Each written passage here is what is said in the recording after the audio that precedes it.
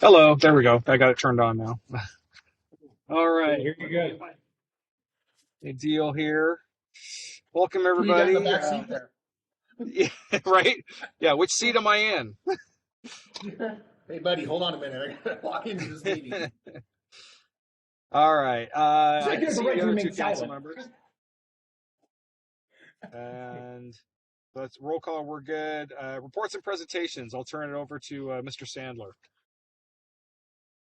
Good evening, everyone. Can you hear me okay? Yep. Hello. Yes. Okay, great. Okay, good. Let's see. We have a promotion coming up for Creamer Green, December 1st. No conditional offers right now. We have a variety of openings that we're currently hiring for. Maintenance worker 1, 2 in the water, mechanic 1.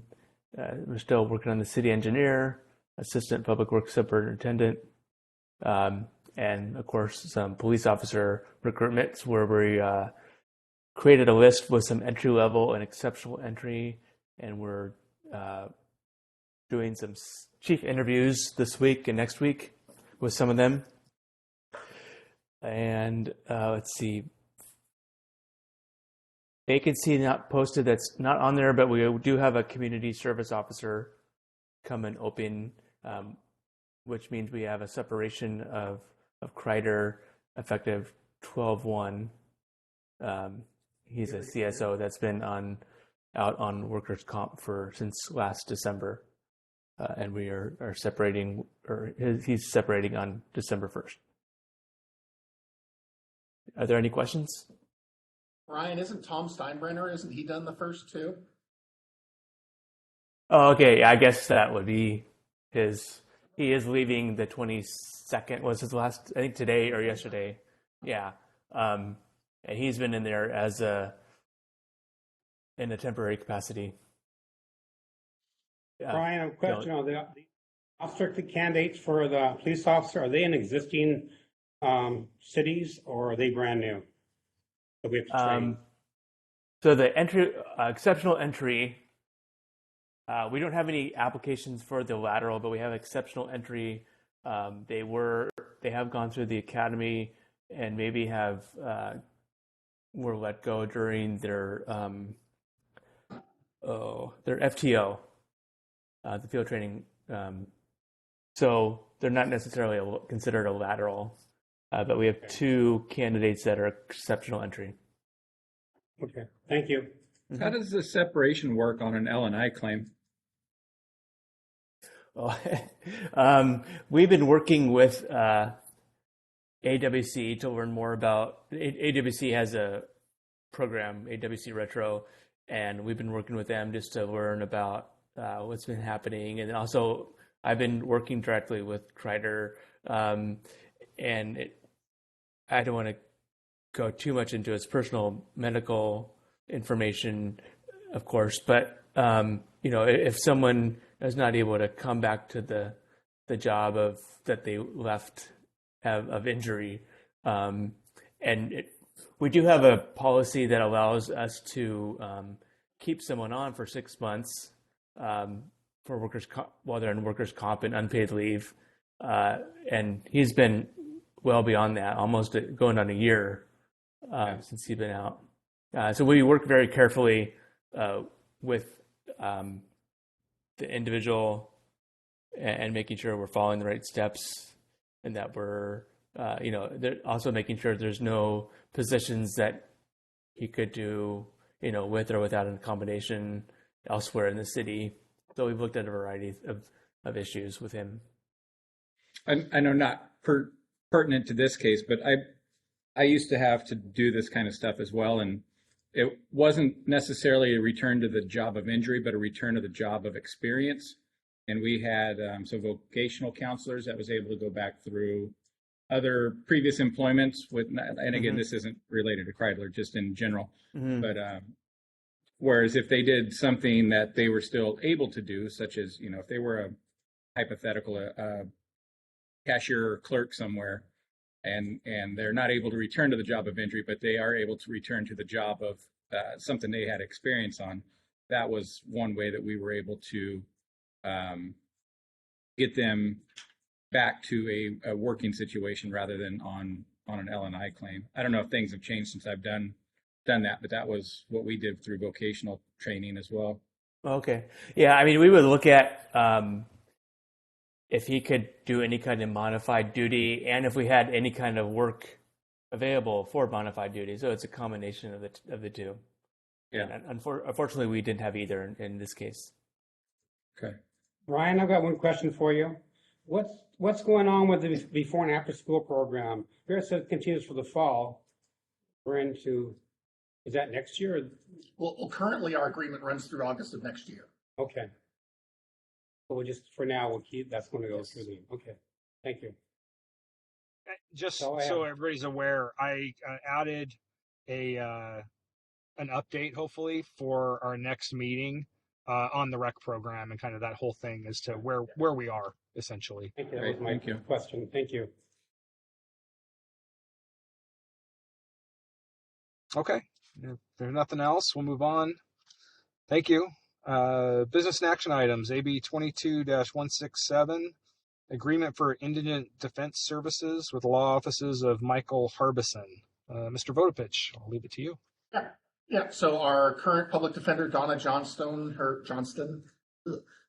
contract ends the end of this year. And early in October, the mayor asked that we put an RFP out. We've got that on the streets. We received 2 proposals, one from Donna Johnston and the other from Michael Harbison. The mayor reviewed the applications and actually sat down with Michael and another person in his firm. And the mayor is putting forward a new agreement for public defender services with law offices of Michael Harbison.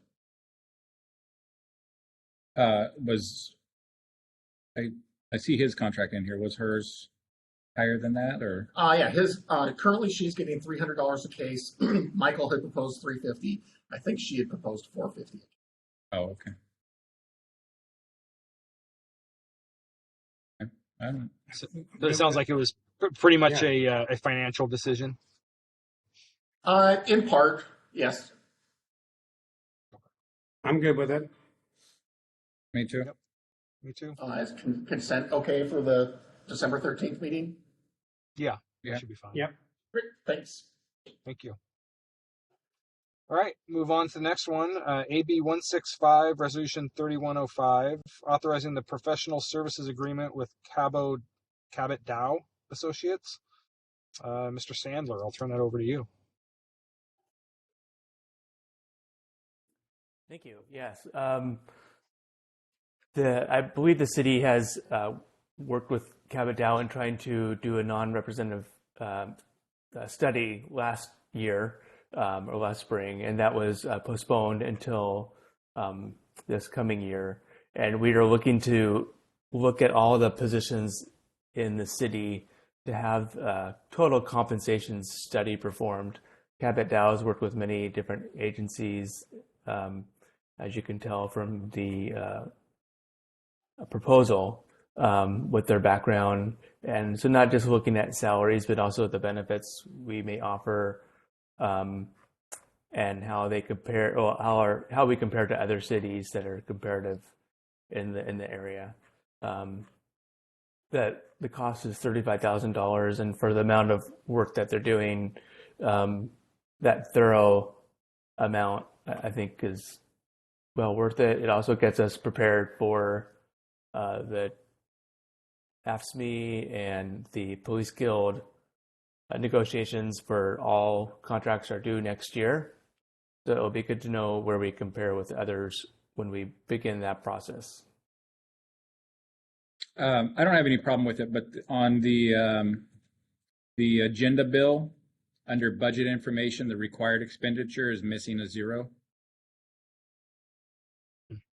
Oh, the Can't get it for $35? If we can, I'm all for it, or even 3,500 if the comma's in the wrong Oh, spot. yeah, 35. yeah, that's quite the deal. I'm sorry, where is that on the? Required expenditure on the agenda bill? Under budget information, right in the middle. Oh, okay, I don't have that up. I had the resolution up and the other. 35, Well, the first one says 35,000. Yeah. The middle says 35. We'll get it fixed. Okay, thank you for pointing that out. Sorry for Have that. Tom have to do this for the meetings. Right. Details there. It seems expensive, but it sounds like a very thorough study that way. We did this before? Not to my knowledge. No. Jenny used to do it on her own. Right. I don't know that we've ever contracted it. Then that makes sense because especially with all of our unions coming forward here in the fall and stuff, instead of just guessing what everybody else is doing. And this was an approved decision card too. Oh, okay. I'm saying it has Okay. a budget amount, but if we hadn't done it before, I want to make sure that wasn't something new Yeah. there. Okay. I'm fine with it then. Yeah, fine with the I'm fine with non-consent. it. I had a question though. When do we believe that this study will be complete? Probably the We have June an or idea? July time frame. June or July? Okay. Yeah, And we start- believe- yeah. We believe that will, there won't be, so I'm thinking like inflation and stuff like that. That's going to work for our negotiations for these other contracts. Well, I mean, I think, the cost of living. Well, there's a CPI that comes out in June, July, that time period. I guess we could always, look Make at sure they it's would that. not base linked this to that, Brian. What's that? Wouldn't they base this information on 2020 ending data, right? So if people got raises beginning of January, it sounds like Cabot Dow is going to start their contract in January, and it'll take them 5 months to go through it. They're going to go through the job descriptions and then work on wages.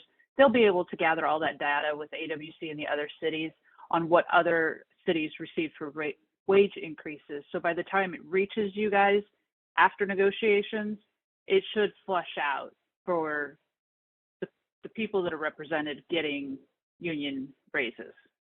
Okay. Right. And cities are on all kind of different timelines where many cities have already settled contracts as of last year. So those, we wouldn't need to fix that. But Sherry's right that a lot of the data would already be available. I guess if there was, if the unions held out in their negotiations towards the end of the year and there's other data that come in, that we would at least have a basis, a benchmark to look at and know how we compare it to all the other cities that have been settled. I think most have been settled within the last couple of years, so I don't think we'd have to wait for too many more to come in. Okay. I just want to make sure we're getting the biggest bang for our buck, essentially. So Right. yeah, that works. Okay. Anything Fine else? with it. Yeah, this one's on for the 13th as well. Consent. Okay. It's on Yeah, the decision card. I don't see why not. Yep. Okay. Yeah. You good, Terry? Yep, I'm good. Thank you. All right. Approval of meeting notes. Debbie? Yeah. On page 17, second paragraph under human resources, go over to personal update, comma, there. It's not is, it should be are. ARE. Okay. Otherwise, you're good. Thank you. I have a Thank you. correction. Debbie, you spelled your last name wrong in the email. What? Yeah. There's a Z instead of an A. There's a what? Your name is wrong. It says McDonald. Not in the minutes. Because I typed No, too it's- fast and I don't think. And so there, I switched the letters. Try to Her check email. it. Yeah. So bad. Good That's catch. Yeah. Good catch, everybody. All right. So other than that, we're all good with the minutes? Yep, we're good. Great. Any open discussion?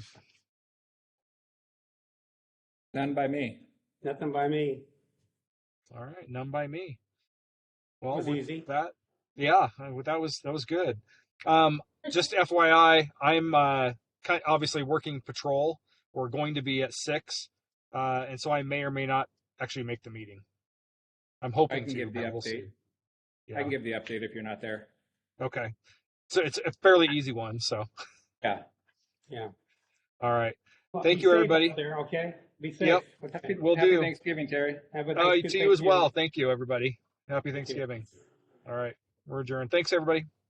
Bye-bye. Bye. Bye bye. Womp, womp, womp.